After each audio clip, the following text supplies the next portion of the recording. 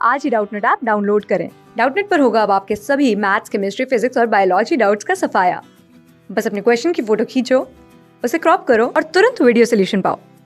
Download now. Hi everyone, the question is an alpha particle after passing through a potential difference of v volt collide with the nucleus. If the atomic number of the nucleus is z, then the distance of a closest approach of alpha particle to the nucleus will be.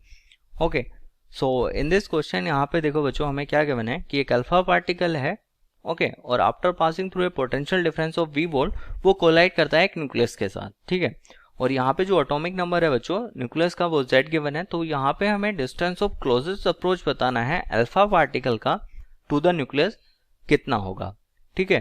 तो बच्चों यहाँ पे ये जो question है अपना ये closest approach पे बेस्ड है, ठीक है। तो यहाँ पे देखो क्लोजेस्ट अप्रोच को पहले समझते हैं।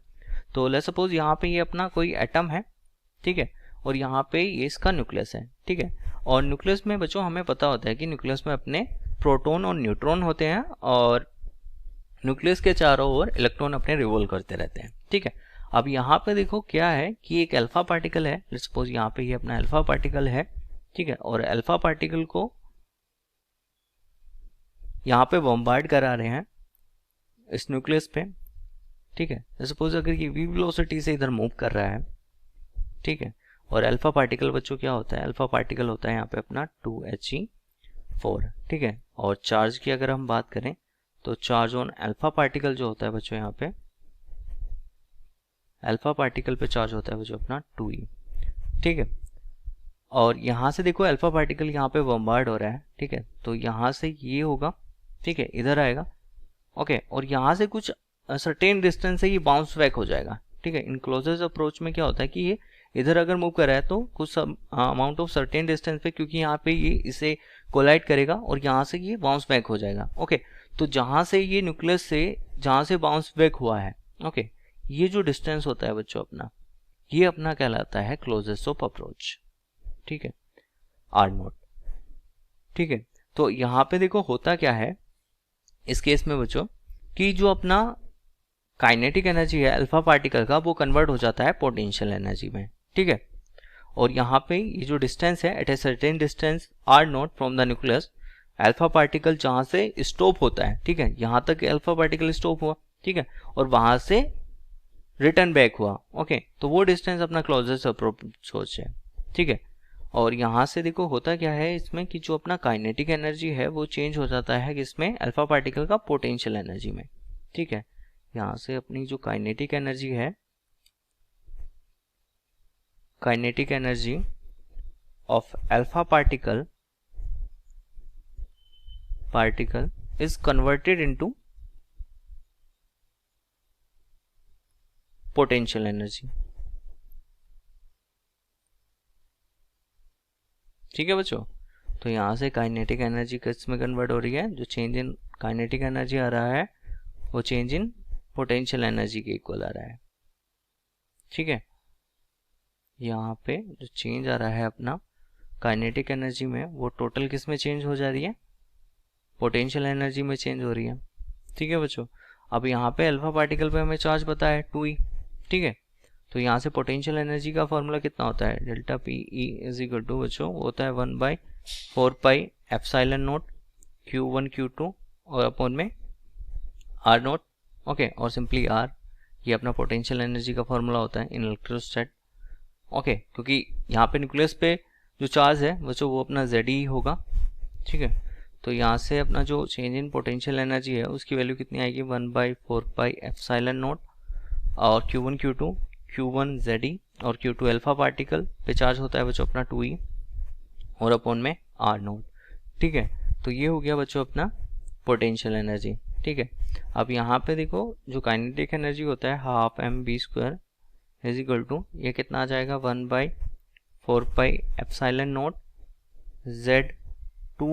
Z2ZE² और अपॉन में कितना आ जाएगा R0, ठीक है बच्चों। अब यहाँ पे देखो अल्फा पार्टिकल का kinetic energy of alpha particle वो होता है 2eV के इक्वल, ओके। काइनेटिक एनर्जी कितना होता है Q इंटू V, ठीक है। तो यहाँ से ये हो जाएगा 2eV इज इक्वल टू कितना आ जाएगा यहाँ से 1/4πε0 2ze², ओके, और अपॉन में कितना आ जाएगा r0। ठीक है बच्चों, तो अब यहाँ से अगर हम देखें तो यहाँ से अपना 2 कैंसिल आउट, ई से ई कैंसिल आउट, ठीक है, और यहाँ से r0 हमें बताना है। r0 क्या होता है बच्चों अपना क्लोजेस्ट ऑफ अप्रोच, क्लोजेस्ट, ठीक है। r0 जो है बच्चों अपना वो क्या है, क्लोजेस्ट ऑफ अप्रोच, ठीक है। सो r0 की वैल्यू यहाँ से आ जाती है अपनी 1/4πε0 और यहाँ पे z e और अपन में यहाँ आ जाएगा v, ठीक है। तो बच्चों यहाँ से जो 1/4πε0 है ये अपना इलेक्ट्रोस्टैटिक कांस्टेंट है, ठीक है, इसको वो क्या बोलते हैं हम, इलेक्ट्रोस्टैटिक कांस्टेंट, ठीक है बच्चों। और यहाँ पे इसकी वैल्यू होती है 9 × 10⁹, ठीक है। तो इसको हम ऐसे भी लिख सकते हैं r0 = k ZE/V, ठीक है। तो बच्चों ये कितना आ जाएगा, r0 आ जाएगा यहाँ से, इसको लिखेंगे 9 × 10⁹, ठीक है, और इंटू में e, ये कितना आ जाएगा 1.6 × 10⁻⁻19, ओके, और इनटू में कितना आ जाएगा z और अपॉन में आ जाएगा v, ठीक है। तो यहाँ पे देखो बच्चों, अगर इसको हम फर्दर सिंप्लीफाई करें तो यहाँ से, ठीक है बच्चों, तो यहाँ से देखो इसको सिंप्लीफाई करते हैं तो r0 = कितना आ जाता है यहाँ से अपना 14.4, ठीक है, और ये कितना आएगा 10⁻⁻10, ठीक है, इनटू में z और अपॉन में क्या आ जाएगा यहाँ पे v। तो यहाँ पे देखो 10⁻⁻10 जो होता है बच्चों वो होता है अपना 1 एंगस्ट्रॉम। सो 1 एंगस्ट्रॉम = 10⁻⁻10 मीटर, ठीक है। तो यहाँ से हम इसको लिख सकते हैं r0 = 14.4 z/v एंगस्ट्रॉम, ठीक है। तो बच्चों हमें यहाँ पे क्लोजेस्ट ऑफ अप्रोच बताना था अल्फा पार्टिकल का टू द न्यूक्लियस क्या होगा। तो बच्चों यहाँ से अपनी वैल्यू आती है 14.4 z/v और इनटू में एंगस्ट्रॉम, ओके। तो बच्चों यहाँ से अपना जो फर्स्ट ऑप्शन है will be the right option for this question. I hope you like this video and thank you so much for watching. Class 6 से 12 से लेके नीट, IIT, JEE मेंस और एडवांस के लेवल तक 10 मिलियन से ज़्यादा students का भरोसा। आज ही डाउनलोड करें डाउटनेट ऐप या व्हाट्सएप कीजिए अपने डाउट्स 8400 400 400 पर।